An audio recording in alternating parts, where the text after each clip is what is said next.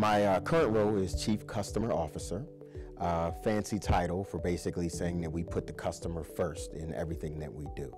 So my lens is really to make sure that all of the activities for marketing, advertising, loyalty, and the engagement platforms that we have throughout the store keep the customer first, meet the customer needs, predict those needs, and remain customer-centric. So have been very fortunate in having great leadership, and Scott Hartman, he is a legend.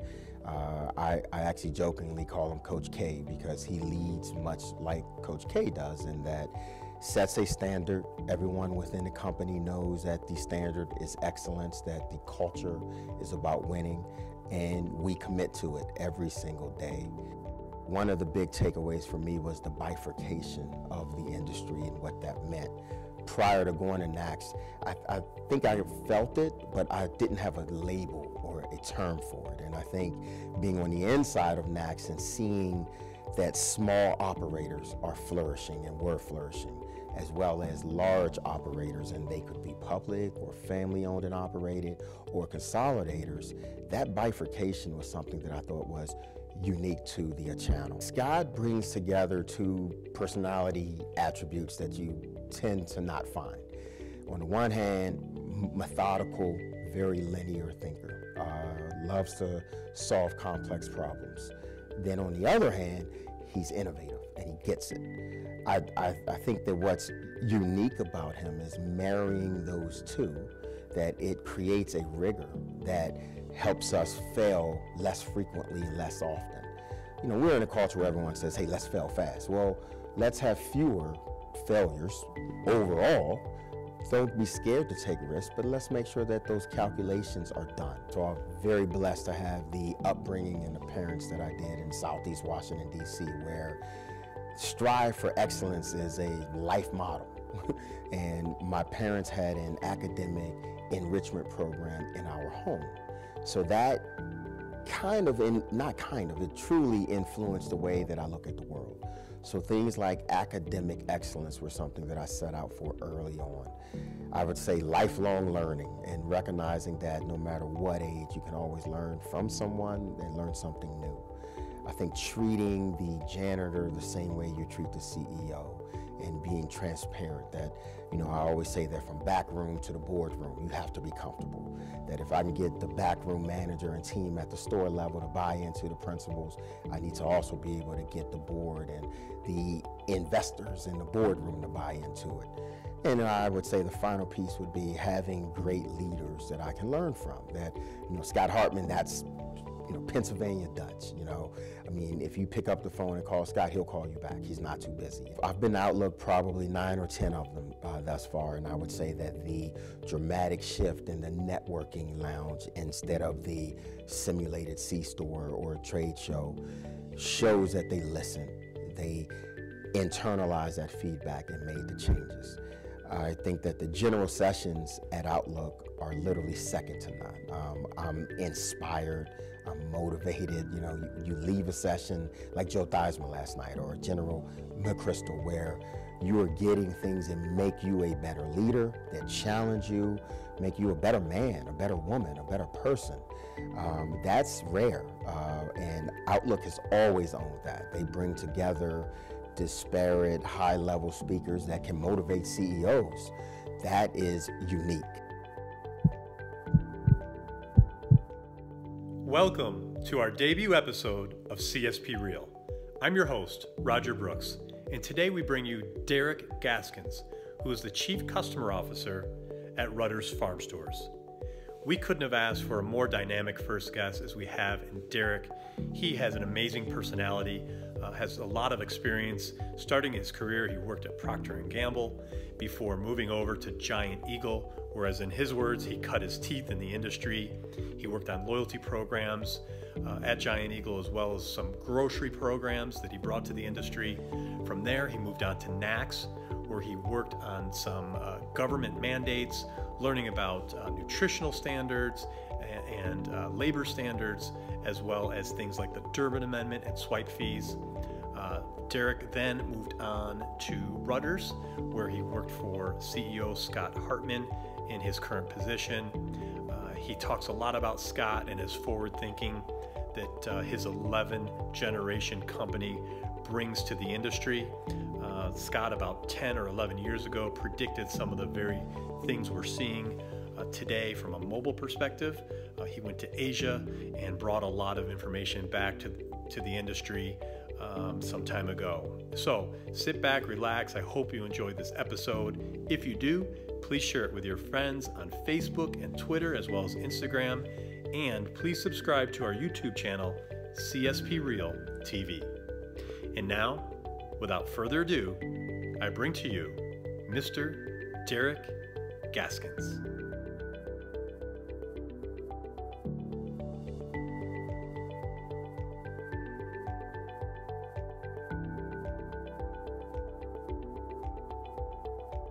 Tune in. Welcome to CSP Real. This is Roger Brooks, and today my very special guest is Derek Gaskins from Rutter'S. Derek, welcome to the show, and welcome to our debut episode. Absolutely, Roger. Thank you first and foremost for having me. Oh, well, look, you're a legend in the industry. At your young age, you have really been out there. You're not afraid to put yourself out there. I see your posts all the time. You're promoting all the good things you're doing at Rutter'S. But tell us a little bit about your role at Rutter'S. And also, I'd love to know how you got involved in the industry to begin with. Absolutely. So my current role is Chief Customer Officer, fancy title for basically saying that we put the customer first in everything that we do.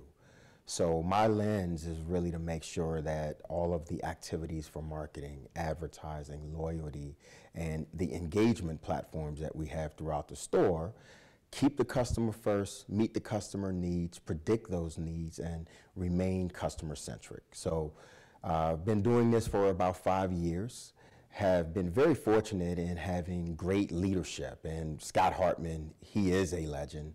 I actually jokingly call him Coach K because he leads much like Coach K does, in that sets a standard. Everyone within the company knows that the standard is excellence, that the culture is about winning, and we commit to it every single day.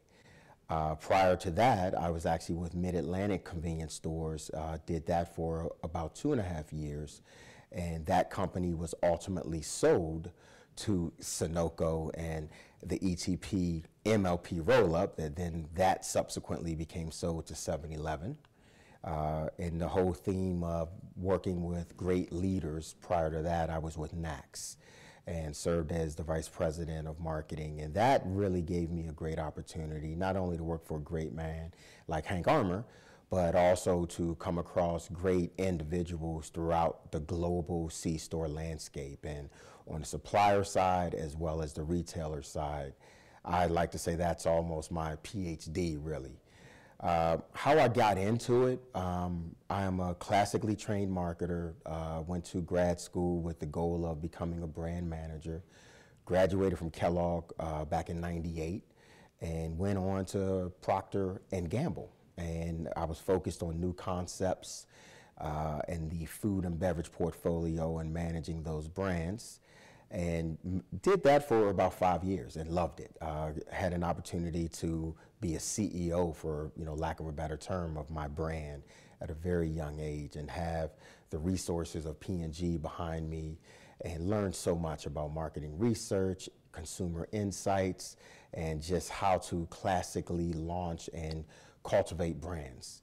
From there, I made the transition to a family-owned business in Pittsburgh, and that's where I really cut my teeth. I was with Giant Eagle for almost 9 years.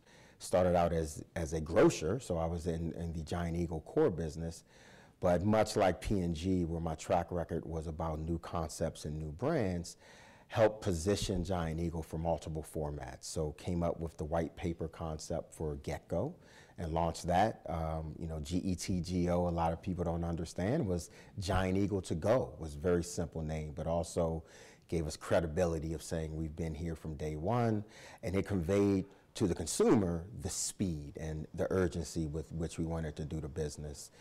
As part of that, launched the loyalty scheme fuelperks, and later then food perks, and created a pretty virtuous cycle of driving traffic from the grocery big box to the small box and driving gallons, and then driving them from the small box inside for more profitable food service and beverages.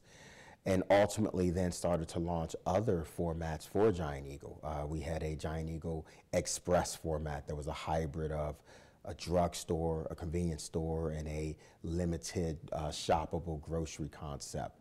Then Market District actually came out as a private label coffee brand first that was a store brand. And that was building on that good, better, best concept. Market District was really trying to position itself around democratizing food and being not pretentious, but having the highest quality, best trained customer service in all of the perishable categories. That early on in those days, we recognized that that shift was already happening, that people were commoditizing, like my former brands, P&G or Pepsi and Coke and those kind of products. But the action was around private label and signature fresh quality products, namely food service. Wow. So we had cheesemongers who would go to France and study. We had seafood managers in the Market District stores who would literally go on Alaskan fishing trips and catch it and could tell that backstory, and using video and all the customer touch points to get credit for that. So I was with Giant Eagle, and that's how the world works. Is as we were looking to learn more about the convenience business, Laura Corrett, who is currently the CEO for Giant Eagle, she actually reached out to Scott Hartman, and we joined a share group. And I like to say that we shamelessly stole a lot of the good ideas from Rutter'S to incorporate into GetGo.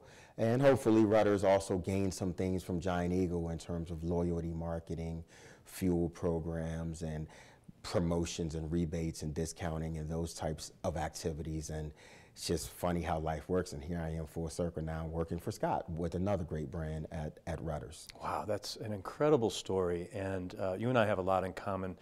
My background is in loyalty, customer loyalty, so it's just so marvelous to hear, even going back to your first position, that it sounds like they were really ahead of the curve, and now today it's more mainstream. Absolutely.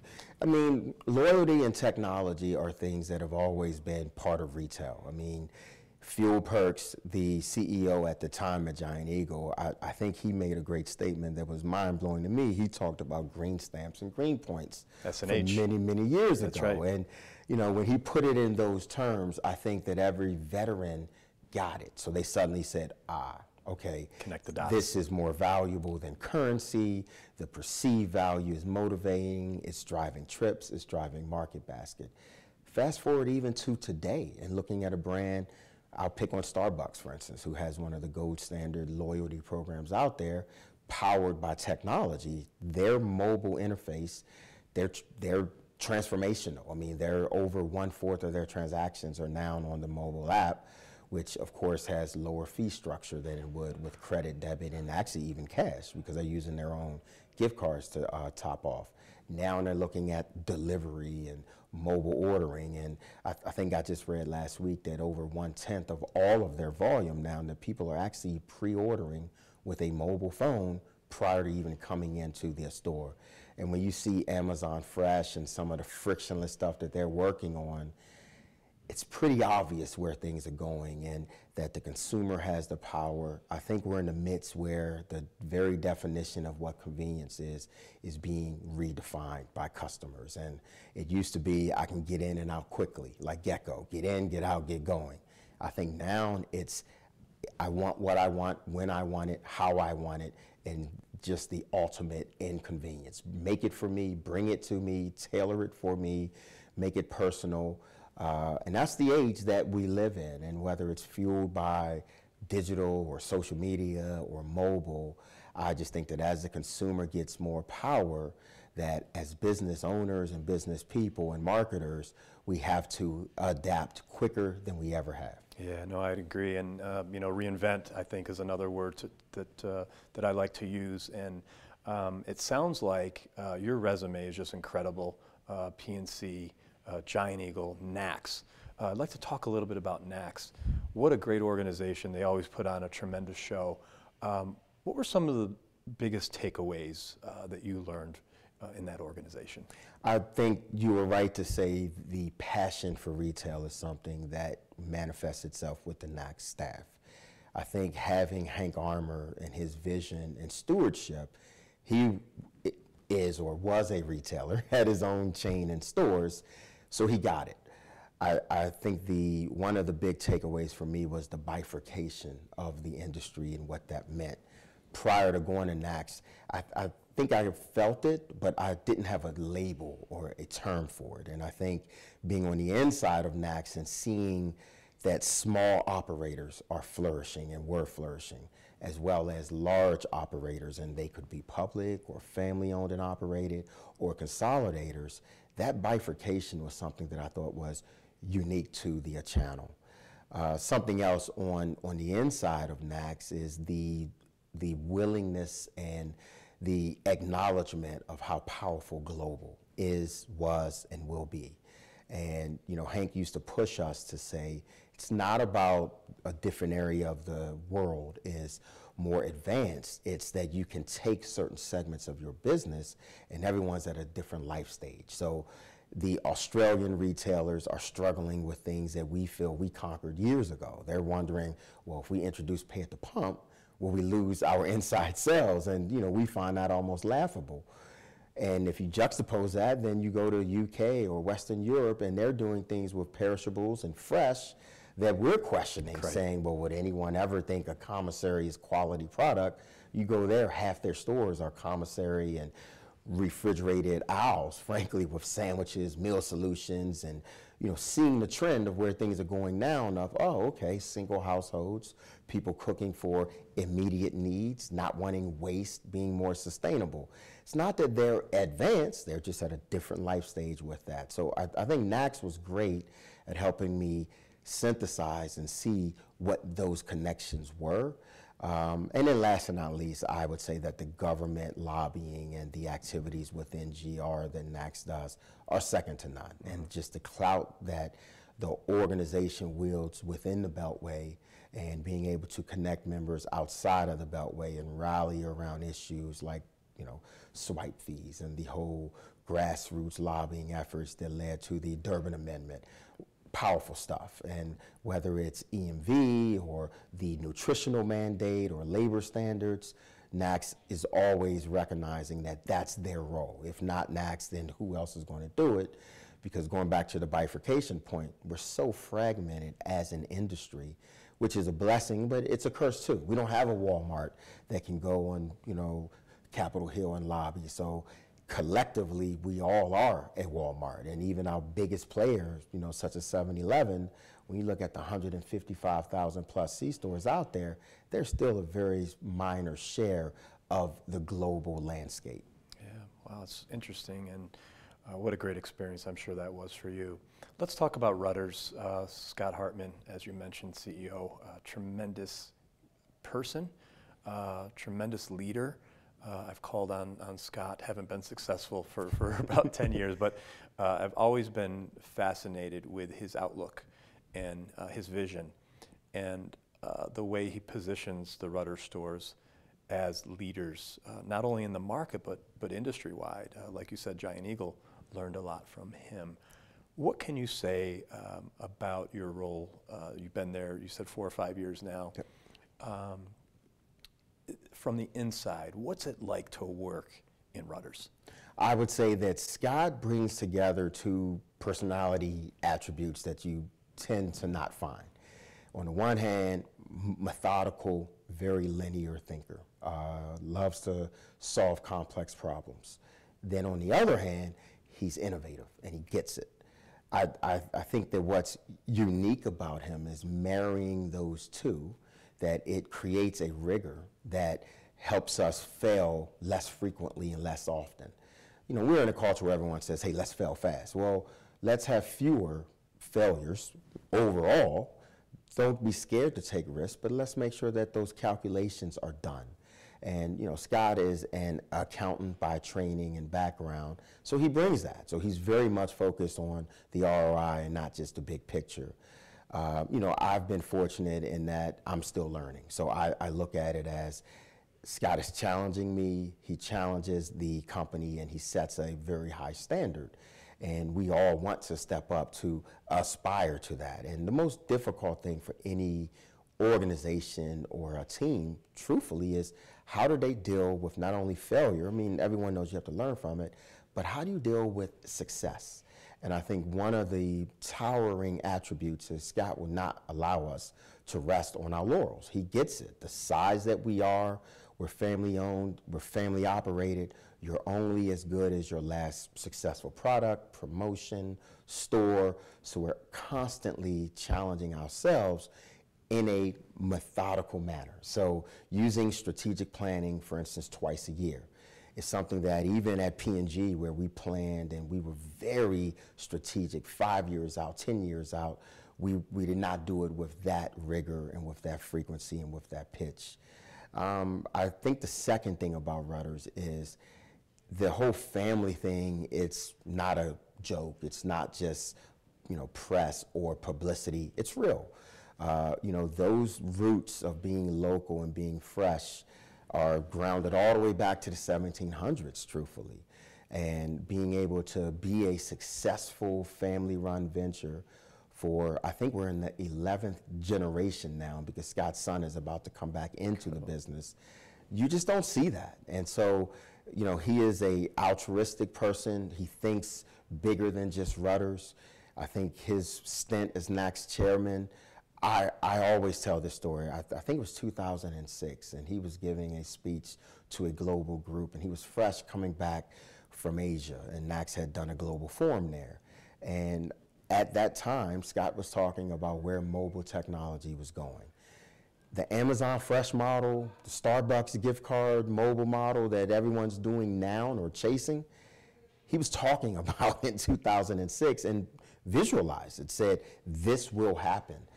And I mean, right now people are like, yeah, that's not that prescient or that forward thinking, but you have to think 2006, there was no iPhone even. Right. There were no touchscreens. So, he had touchscreen kiosks in the stores back then, but he said, everyone's going to have touchscreens in their pockets because in Asia, that's what it's going to.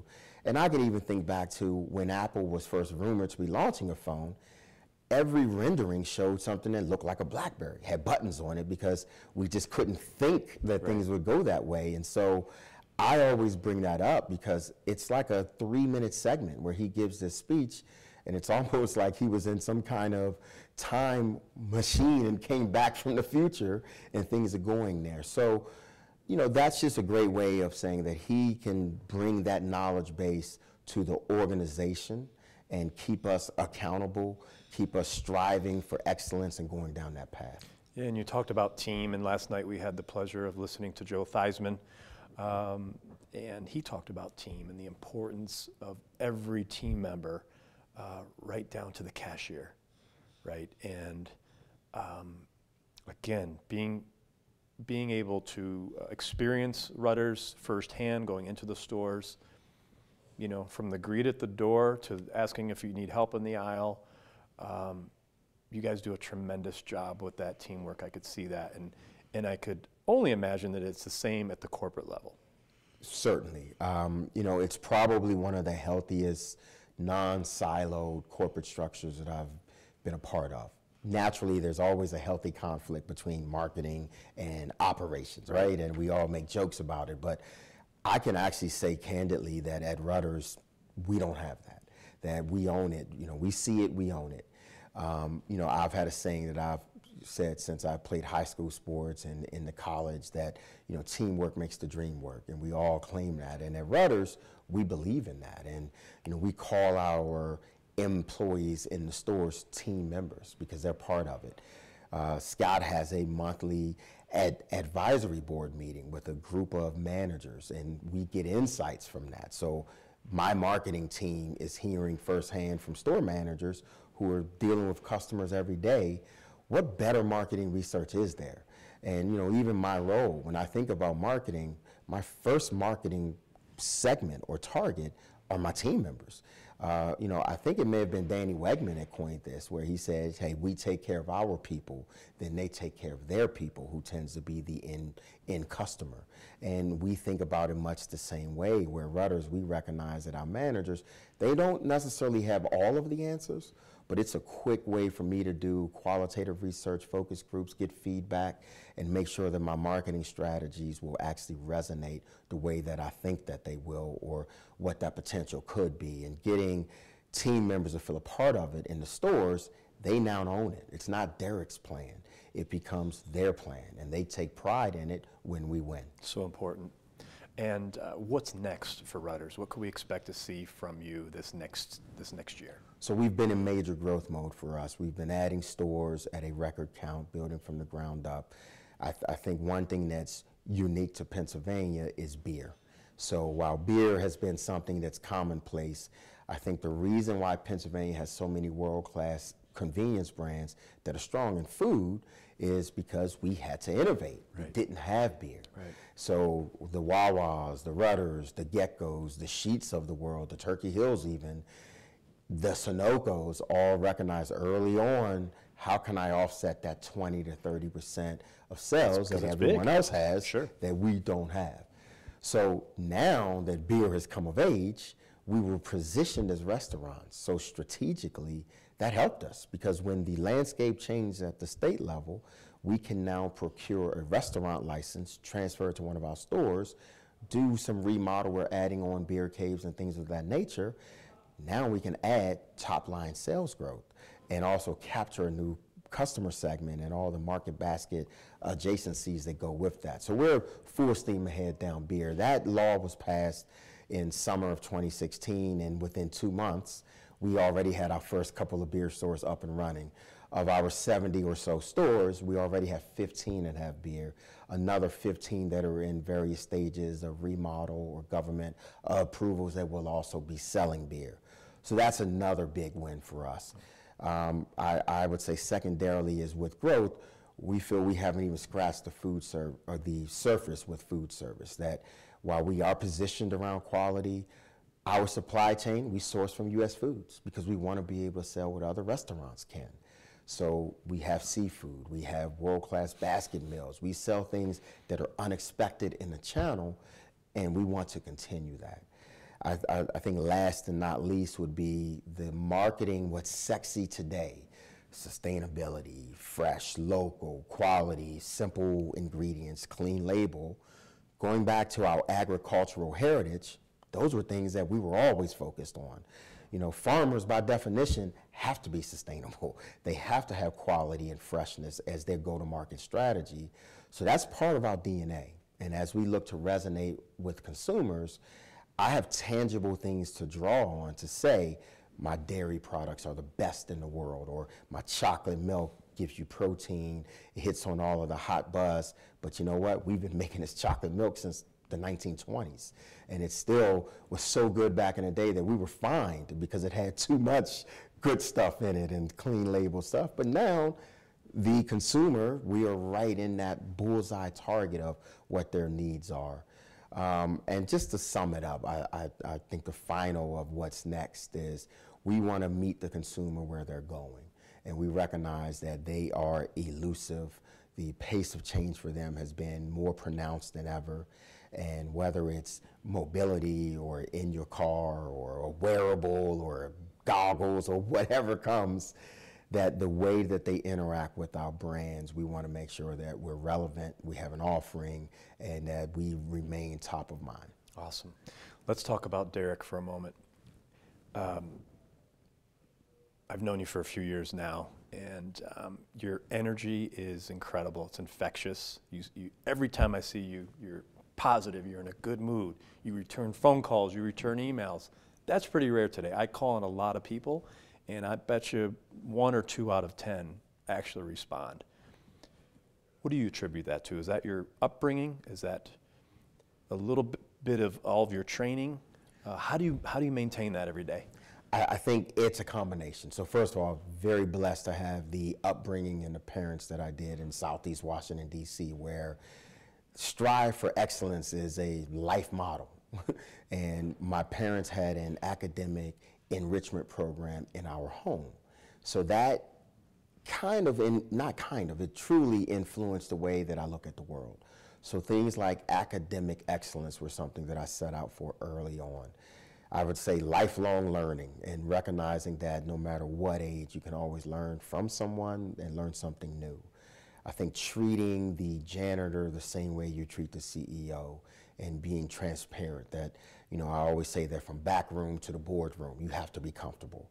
That if I can get the backroom manager and team at the store level to buy into the principles, I need to also be able to get the board and the investors in the boardroom to buy into it. And I would say the final piece would be having great leaders that I can learn from. That, Scott Hartman, that's, Pennsylvania Dutch, if you pick up the phone and call Scott, he'll call you back. He's not too busy. And, as busy as he is, I'll even put myself in those shoes that I'm saying, wow, things may be overwhelming, but here I have Scott, who is not flustered and just can keep the ship sailing. And I think working with other great leaders like Dan Pastor and Hank Armour and David Shapira and Laura Corrett has really given me a strong foundation to build from, and I like to learn. So coming to things like Outlook or NACS events and always wanting to get better is, part of my DNA and what makes me me. What do you think about Winsight CSP? I think, first of all, kudos on the changes that they made. It's very hard for someone or something that's successful to change. And this year, I've been to Outlook probably 9 or 10 of them thus far, and I would say that the dramatic shift in the networking lounge instead of the simulated C-store or trade show shows that they listened. They internalized that feedback and made the changes. I think that the general sessions at Outlook are literally second to none. I'm inspired, I'm motivated. You leave a session like Joe Theismann last night or General McChrystal, where you are getting things that make you a better leader, that challenge you, make you a better man, a better woman, a better person. That's rare, and Outlook has always owned that. They bring together disparate high-level speakers that can motivate CEOs. That is unique. So that's something that I think that they own. Then I think, last and not least would just be having quality folks like you and others, that it's a great chance to network, to learn from others, to talk about shared challenges, and to think about new ways to solve it. There's more than one way to skin that proverbial cat. So Outlook is not here trying to give answers, but they want to give options and say, hey, if the future of fuels is hydrogen and EV and moving away from ICE vehicles, they're not saying it's going to happen in 2020. We just had a panel where they said, one guy said 2020, the next person said 2025, and the final person said 2030. Me as the retailer, I can digest all of that and come up with my own construct and say, here's what I believe and where I'm willing to invest my resources. So Outlook has always been great at that and bringing together what I like to say are the true leaders of the industry and those that finance it as well, to talk about ways to stay dynamic and vital. Well said. Well, Derek, this has been fantastic. We really appreciate you spending time with us today. It's an honor to sit with you, and we will be seeing much more from you in the future. I appreciate that. Thank you so much. Thanks so much. You're the man. Thank you, sir.